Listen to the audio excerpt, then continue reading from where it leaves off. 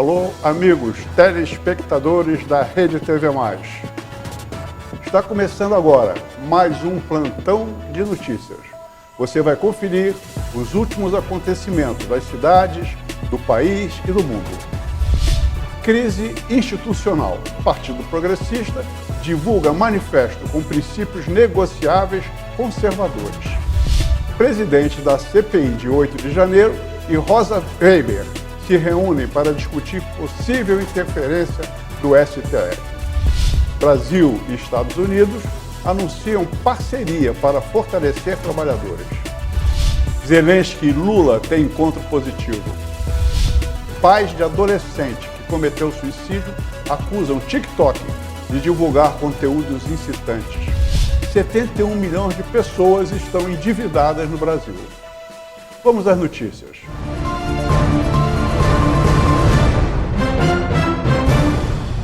O Partido Progressista divulgou um manifesto que delineia princípios negociáveis que nortearão suas ações e políticas futuras. Esse manifesto apresenta pontos que enfatizam a valorização da família e da vida desde a sua concepção, bem como oposição à descriminalização das drogas. Além disso, ele se posiciona contra pautas do governo, como a volta da contribuição sindical, que é considerada um retrocesso. Vamos acompanhar essa matéria. Agora, oficialmente, o texto foi assinado pela líder do PP no Senado, Tereza Cristina, e traz os princípios inegociáveis que irão nortear as ações e políticas do PP. Lira foi responsável por articular a nomeação de André Fufuca, ex-líder do PP na Câmara, ao Ministério dos Esportes. Em entrevista ao jornal Folha de São Paulo, ele disse que o partido não dará todos os votos possíveis, mas acredita em uma base tranquila. O PP tem 49 deputados. O novo líder do PP na Câmara, deputado Dr. Luizinho, recebeu o ministro das Relações Institucionais, Alexandre Padilha, nesta quarta-feira. O objetivo foi estreitar as relações e discutir as pautas de interesse do governo. A bancada do PP já deu, nos primeiros 6 meses de governo, aprovando o marco fiscal, aprovando a reforma tributária, aprovando a recriação de todos os programas sociais prioritários do governo. Só conseguimos aprovar porque teve apoio do Congresso Nacional. E tendo contribuído para salvar a democracia, rechaçar os atos golpistas do dia 8 de janeiro, acreditamos que essa colaboração, esse envolvimento será ainda maior a partir do momento que o líder da bancada do PP na Câmara dos Deputados passa a ser ministro do governo. Só para lembrar, os sindicatos, garfando os trabalhadores, já estabeleceram cotas altíssimas de participação. Inclusive, para aqueles que desistirem, terá um pedágio elevado para poder sair fora disso que poderia ser considerado uma apropriação indevida, apesar de legal. A medida vem após uma semana da nomeação do deputado André Luiz de Carvalho Ribeiro, mais conhecido como André Fufuca, filiado ao Progressista e atual ministro do Esporte do Brasil, em negociação com o governo federal, em troca de apoio nas pautas da Câmara, com a discordância do partido em pautas sensíveis, com evidente mudança de posicionamento. Diante da controvérsia, uma nova crise de governabilidade estaria a caminho. Vamos acompanhar de perto esta novela. O presidente da CPI mista, que investiga os atos de 8 de janeiro, Arthur Maia, se reuniu com a presidente do Supremo Tribunal Federal, ministra Rosa Weber, em uma reunião a portas fechadas. Um dos principais tópicos da reunião foi a possível interferência da Corte nos trabalhos da comissão. Essa reunião ocorreu após o ministro André Mendonça autorizar que Osmar Crivellati, ex-assessor do ex-presidente Jair Bolsonaro, faltasse ao depoimento na CPI, marcado para a última terça-feira. Vamos acompanhar a matéria. A decisão do ministro André Mendonça, do STF, que permitiu Osmar Crivellati faltar à comissão parlamentar, fez a advocacia do Senado acionar a própria corte. Se o ministro do Supremo Tribunal Federal, ele se acha com o direito, com o poder de dar uma liminar, autorizando alguém a não comparecer à CPMI e, por conseguinte, desmoralizando essa CPMI, tirando o poder dessa CPMI, esvaziando, obstruindo essa CPI, Obviamente que nós estamos, na verdade, brincando de fazer CPMI. Se o Supremo Tribunal Federal responder, deputado Rogério Corrêa, a essa DPF, dizendo que na compreensão do Supremo é possível, sim, que um ministro pode impedir que a CPMI convoque alguém, então vamos acabar com esse instituto da CPMI aqui no Congresso Nacional. Na decisão, Mendonça observou que, embora convocado como testemunha, o ex-assessor de Jair Bolsonaro alegou que tem recebido tratamento de investigado, tendo sido submetido, inclusive, a medidas como quebra de sigilos telemático e telefônico, e que, por isso, Crivellati ganhou o direito a não se autoincriminar. O que está acontecendo aqui é usurpação dos poderes do Congresso Nacional. Não existe no histórico dessa casa, seja no Senado ou na Câmara, decisão do Supremo que impeça a vinda de um depoente convocado por uma CPI ou CPMI. Está se inovando. Essa decisão do ministro, ela nos impede no exercício legítimo da nossa função de fiscalização, especialmente de uma CPMI. Este foi o segundo habeas corpus concedido por um ministro do STF a um depoente da CPMI. Na semana passada, a ex-diretora de inteligência do Ministério da Justiça, Marília Alencar, foi liberada de comparecer por Cássio Nunes Marques. Os presidentes do Brasil e dos Estados Unidos, Luiz Inácio Lula da Silva e Joe Biden, anunciaram uma parceria com foco no fortalecimento dos trabalhadores. Ambos os líderes enfatizaram a importância de empoderar os trabalhadores e promover o trabalho decente. Joe Biden mencionou que os lucros sem precedentes das empresas devem se traduzir em salários mais altos e que os trabalhadores desempenham um papel crucial na transição energética e na construção de infraestrutura para manter a economia forte. Acompanhem. Ao anunciar uma parceria, os presidentes do Brasil e Estados Unidos destacaram a necessidade de fortalecer o trabalhador. Joe Biden disse que os lucros sem precedentes das empresas devem se traduzir em salários mais altos. Citou ainda que o sucesso diante dos desafios globais depende dos trabalhadores. Eles é que vão impulsionar a transição energética, erguer a infraestrutura para manter a economia forte, disse Biden. Precisamos empoderar os trabalhadores. Lula lembrou os impactos da tecnologia no trabalho e criticou os efeitos da economia neoliberal, como o aumento da informalidade e o achatamento dos salários. Defendeu também um novo marco na relação capital-trabalho. Uma relação do século XXI, civilizada, mas atendendo, inclusive, a fala do presidente Biden. Todas as pessoas que acreditam que sindicato fraco vai fazer com que o empresário ganhe mais, que o país fique melhor, está enganado. Não há democracia sem sindicato forte, porque o sindicato é efetivamente quem fala pelo trabalhador para tentar defender os seus direitos. Com a parceria, os dois líderes se comprometeram a lutar nos fóruns internacionais por 5 metas: proteger os direitos do trabalhador, o trabalho decente e seguro, garantir uma abordagem centrada no trabalhador diante da transição energética, usar a tecnologia em prol do trabalho decente e combater a discriminação no trabalho. O lançamento da parceria esconde também interesses políticos. Apoiado por sindicatos, Biden acena às classes de menor poder aquisitivo, de olho na reeleição no ano que vem. E ao escolher o Brasil como parceiro, manda um recado para a China, acusada de não respeitar direitos dos trabalhadores, no momento em que o governo brasileiro acentua a parceria com Pequim. Antes do anúncio, Lula e Biden se encontraram ao lado de autoridades dos dois países. O norte-americano falou em mobilizar centenas de milhões de dólares para preservar a Amazônia e aplaudiu quando o petista mencionou a aprovação da reforma tributária. Quebra de gelo. A reação de chanceleres após encontro Lula-Zelensky. Lula e Zelensky, presidente brasileiro, faz discurso neutro na ONU com relação à guerra na Ucrânia. Lula se reúne hoje com o presidente dos Estados Unidos, Joe Biden, e o da Ucrânia, Volodymyr Zelensky. Os 3 líderes participaram da Assembleia Geral da ONU e a guerra da Ucrânia foi um dos principais temas abordados na abertura do encontro em Nova York. A série de discursos foi aberta ontem pelo presidente Lula. Ao abordar a guerra, Lula criticou o Conselho de Segurança da ONU pela incapacidade de auxiliar na paz. A fala neutra do presidente sobre o conflito não gerou comoção do líder Zelensky. O videotape nos mostra. Em entrevista a jornalistas, Lula afirmou que a conversa será sobre o que Zelensky quiser. Vai ser o primeiro encontro presencial entre os líderes. A previsão é que Lula retorne ainda nesta quarta-feira para o Brasil. A volta foi antecipada em um dia, mas o motivo não foi informado. Integrantes do governo que acompanham Lula relataram que o presidente tem sentido dores no quadril por causa de uma artrose.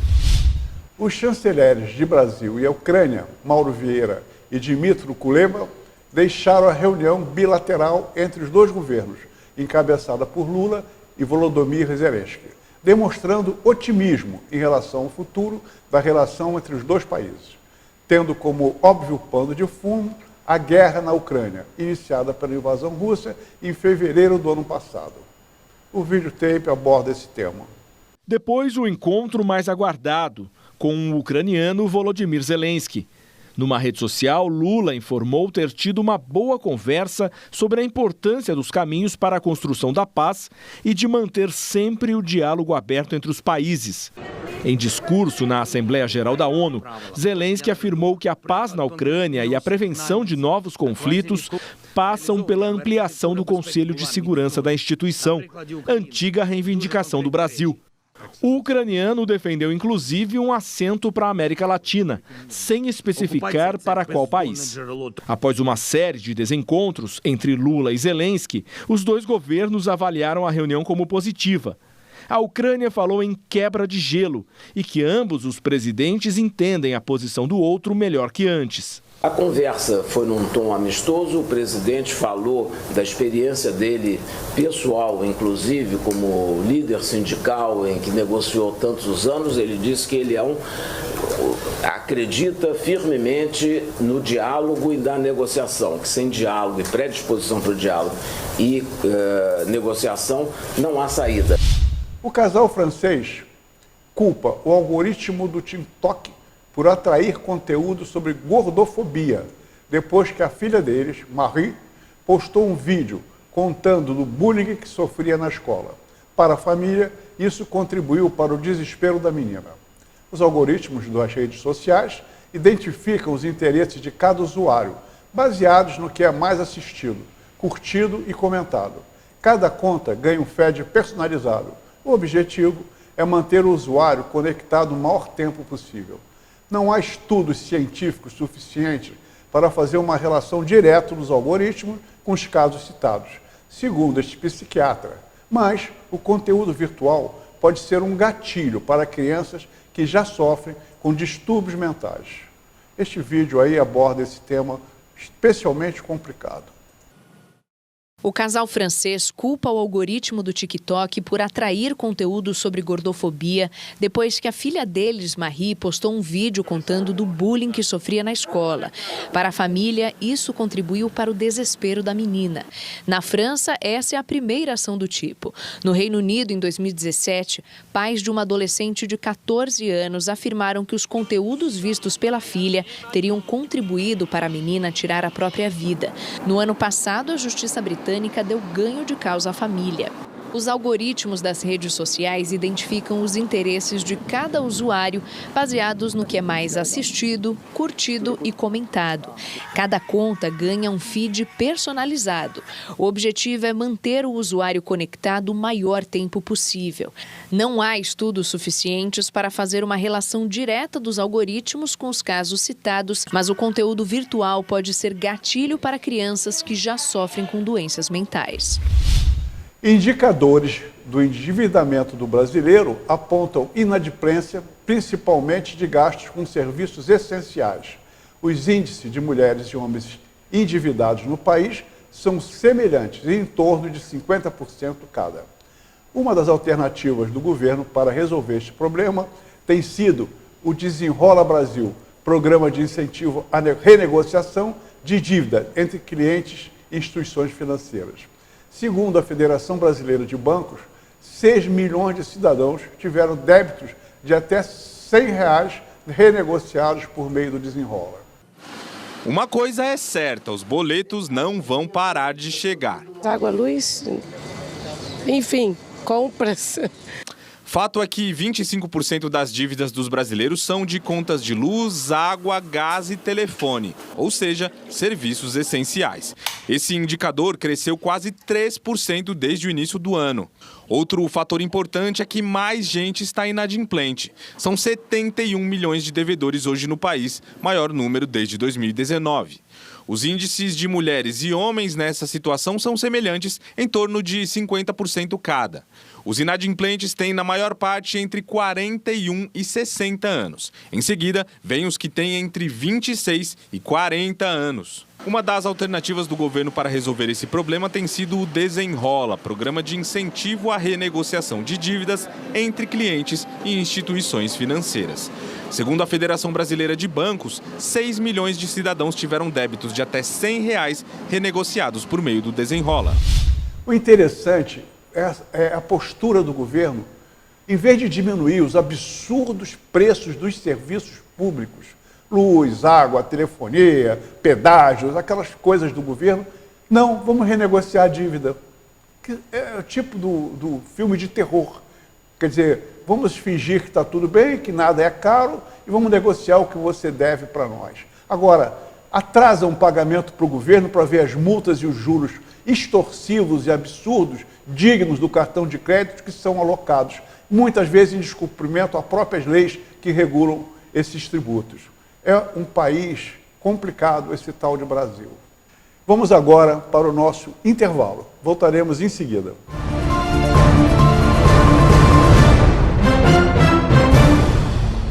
Não quero lhe falar, meu grande amor, das coisas que aprendi nos discos. Quero lhe contar como eu vivi e tudo o que aconteceu comigo. Viver é melhor que sonhar. Eu sei que o amor é uma coisa boa, mas também sei que qualquer canto é menor do que a vida de qualquer pessoa. Você me pergunta pela minha paixão, digo que estou encantada como uma nova invenção. Eu sei de tudo na ferida viva do meu coração. Minha dor é perceber que apesar de termos feito tudo que fizemos, nós ainda somos os mesmos e vivemos. Ainda somos os mesmos e vivemos como os nossos pais. Você pode até dizer que eu tô por fora, ou então que eu tô inventando, mas é você que ama o passado e que não vê. É você que ama o passado e que não vê que o novo sempre vem.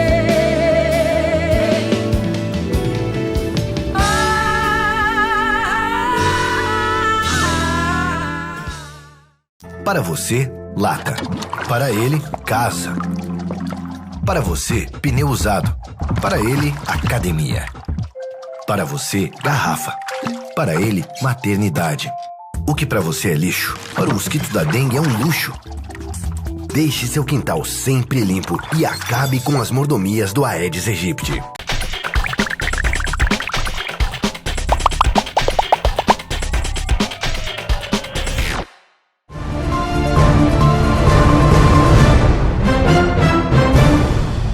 Retornando do intervalo, 2 policiais penais são presos por fornecer drogas para Presídio Magé.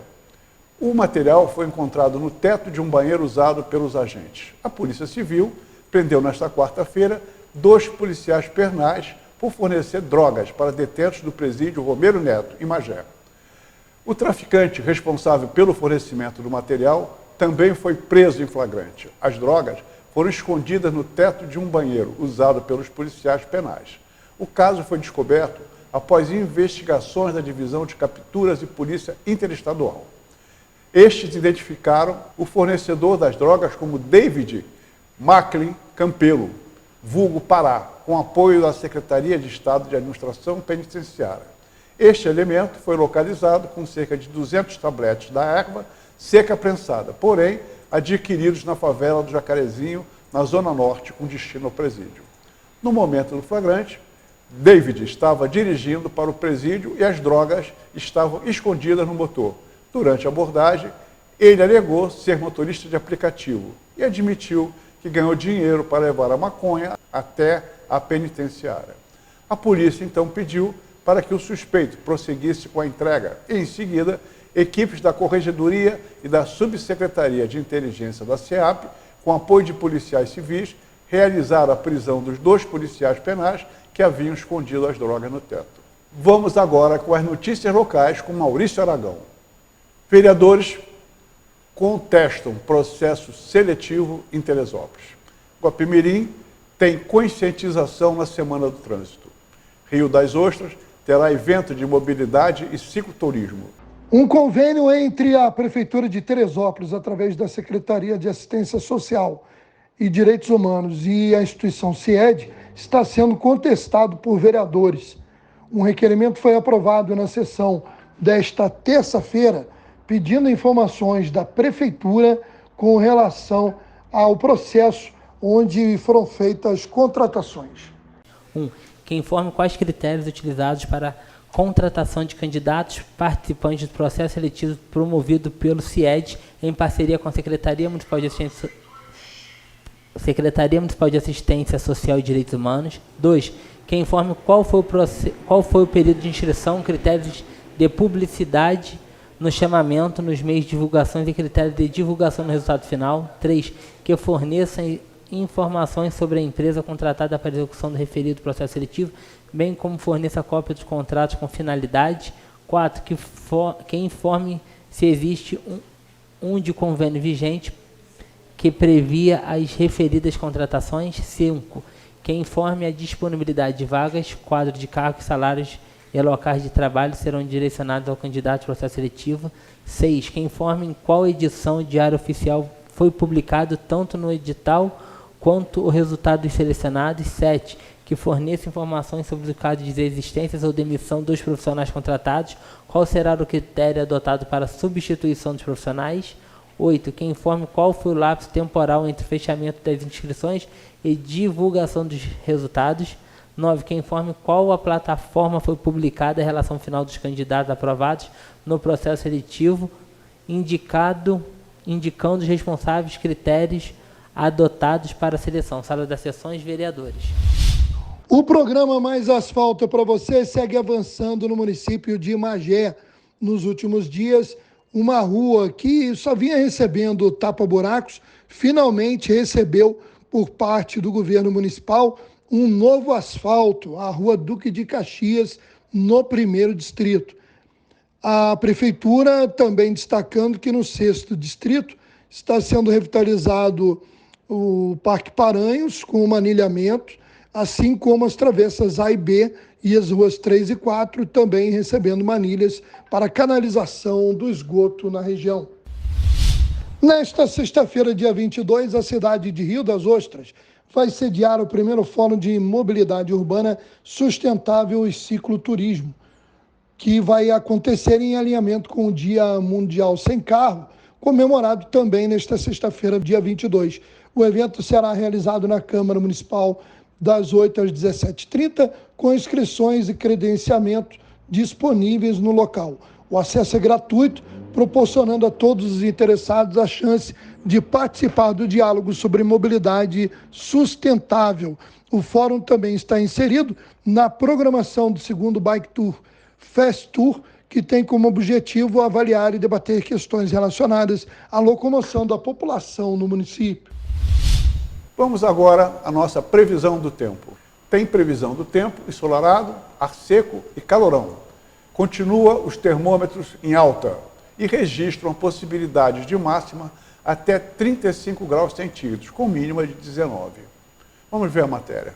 Nesta quinta-feira, uma área de alta pressão inibe a formação de nuvens carregadas sobre o sudeste do país, assim também como a chegada de frente fria e a entrada de ar frio. Teremos sol em todo o estado de São Paulo, Rio de Janeiro, sul do Espírito Santo e boa parte de Minas Gerais, inclusive com pouca nebulosidade. Isso implica em alta radiação solar. Teremos chuva na metade norte do Espírito Santo e de maneira muito isolada apenas no período da tarde. O volume acumulado é pouco expressivo. O que chama atenção ainda é o ar seco em boa parte do oeste, norte paulista, Triângulo Mineiro, áreas do sul do Rio de Janeiro, umidade abaixo dos 30%. E a onda de calor continua, por isso as temperaturas devem ser elevadas até o meio da tarde. Continua até domingo, inclusive, e a temperatura máxima na cidade de São Paulo neste domingo pode até bater recorde histórico. Mas nesta quinta, máxima de 34 graus na capital paulista, 35 no Rio de Janeiro e 31 em Belo Horizonte. Em Vitória, a temperatura um pouco mais baixa, mas mesmo assim um calorão até o meio da tarde. Máxima de 29 graus na despedida do inverno. A primavera começa neste sábado, 23 de setembro. Agora, falando de esportes. Com o gol de Léo Fernandes. Bonito, belo gol. Mas a torcida cruzeirense questionou o posicionamento do goleiro Rafael Cabral. Mas vamos lá. Gol bonito de Léo Fernandes, de falta, já no segundo tempo da partida. E o Fluminense venceu o Cruzeiro por 1-0. Foi seu último jogo antes de realizar a primeira partida das semifinais da Libertadores contra o Internacional. O Fluminense só volta a jogar pelo Brasileirão no dia 30, mas antes disso, que o adversário será o Cuiabá, antes disso joga na quarta-feira, dia 27, o primeiro jogo da semifinal no Maracanã contra a equipe do Internacional. A outra semi da Libertadores tem Palmeiras e Boca Juniors. Vamos agora ao nosso giro de notícias. Destaques nas redes sociais. Marco temporal, Gilmar Mendes diz que não falta terra aos índios. O Supremo Tribunal Federal retoma nesta quarta-feira o julgamento do marco temporal sobre terras indígenas. Assistam. Então, é preciso que nós estejamos muito atentos a isso. O bode satânico se tornou o marco temporal. Mas está longe de ser. Eu vim em Raposa Serra do Sol e eu espero que tenha mudado muito, seu procurador-geral. Mas o que falta aos índios não é terra. O que falta a eles é um apoio de estrutura básica, de medicamentos. O único recurso que entra lá, ou entrava, pelo menos na época, eu estou falando de óleos antigos, LOAS, assistência social, Bolsa Família. 24 dias após transplante de coração, Faustão é internado às pressas em São Paulo. Segundo informações da UOL, o estado de saúde do comunicador é considerado delicado, mas não grave. Além disso, o site afirmou que a internação ocorreu por problemas pós-operatórios relacionados à quantidade de potássio no organismo. Finalizamos mais essa edição com os devidos alertas à população e nos despedimos, agradecendo sua audiência. Obrigado e até breve.